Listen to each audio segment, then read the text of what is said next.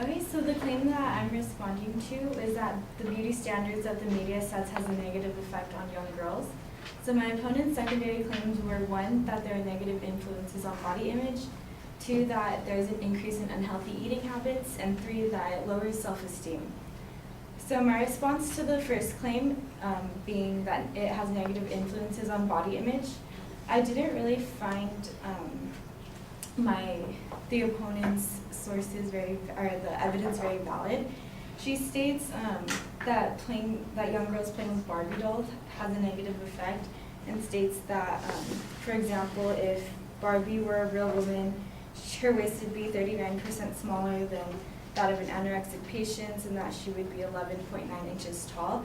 However, although this is very disturbing, that doesn't really correlate with how young girls playing with a Barbie affects them. Because when they're younger, they're not going to say like, oh, when I grow up, I want to have a waist that's 39% smaller than an anorexic patient. So there was no evidence that stated how it affects them negatively. She also stated that there was the case of the human Barbie doll, the woman who had extensive plastic surgery to look like a Barbie. And however, that's just one woman in the whole world that just looks like a Barbie doll. But there was no evidence stating that this woman played with Barbie, so when she grew up that she wanted to look just like her. So I didn't really find the evidence very convincing. And there are also many national ad campaigns today, such as the campaigns for Special K and for Dove, that encourage positive body image in women, and they encourage women to love their bodies for all different shapes and sizes and to kind of accept everyone for what they already look like. So specifically for the Dove ad campaign, it was launched in 2001, so it's been around for a while, and its effects are very positive. So in 2014, there was a study done by Harvard psychologist Nancy Etkoff, and she examined the Dove campaign, and she found that more women define beauty on a wider array of qualities beyond looks, such as confidence. So this campaign, which has been around for over 10 years, is still doing good. And the study was in 2014, so it was fairly recent too. So my opponent's second claim is that the media increases unhealthy eating habits in young women. I did not find that it correlated either with the claim, so there was no evidence that supported that. So I didn't understand when young girls watch TV, are they going to want to just stop eating and develop unhealthy eating habits? So, and according to the eatingdisorders.org, the media cannot be blamed for outright development of serious and complex illnesses such as anorexia, bulimia, or other binge eating disorders. And instead, those are likely to be caused by genetics and biology rather than the media. And they also state that the media can also serve as a protective factor against disordered eating through ad campaigns such as the Dove or Special K campaigns. So the third claim was that it lowers self-esteem. I don't really think that the media is to blame, because I think there's other outside factors that can cause girls to have low self-esteem. And according to the Huffington Post, we should look to encouraging parents, teachers, other community leaders instead of the media to just to look, and as an example, we should find other positive role models we should look for other role models and be responsible in what we believe in for ourselves. So in conclusion, I do not believe that the media has negative effects on young girls, and there are more positive effects.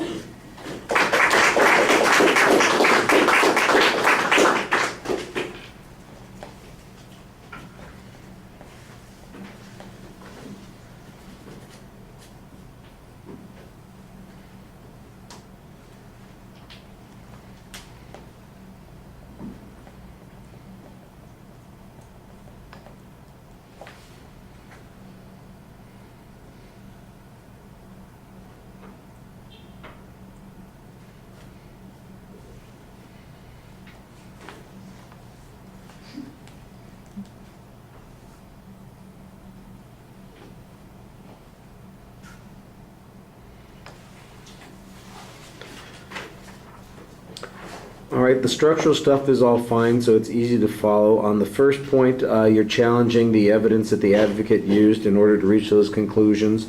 You basically suggest that there's not really much demonstration that the Barbie doll thing is involved in this kind of thing. You give us kind of a hypothetical, it's unlikely the kids say, oh, I want to grow up to have a 39% smaller waist than anorexia patients.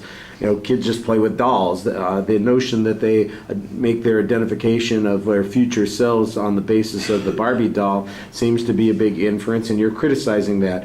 The argument about the human Barbie doll, I think, is a pretty reasonable challenge. You've got one woman in the whole world who's apparently disturbed enough to try and change herself through a combination of surgery, dieting, exercise, and who knows what into Barbie. The fact that she's noticed by people is because she is a unique situation. I thought there was one thing that was missing on this point that would be interesting, and that is, for instance, that Barbie doll has, I'm sorry to say, it's one of those historical changes that's going on. She's dropping off in popularity. She's becoming less and less popular. So does that mean that we're not going to have this problem in 10 years when no kids are playing with Barbie dolls? That seems to be the inference that the advocate would be making in this situation.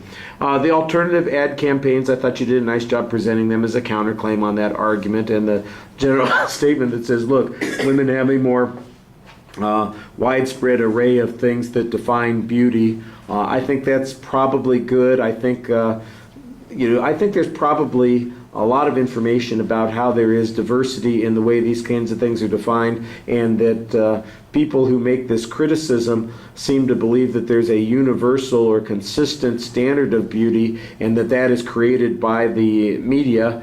And in fact, that's not the case. You've got one example that shows that it's not the case. I just think you need something a little bit more broad-based.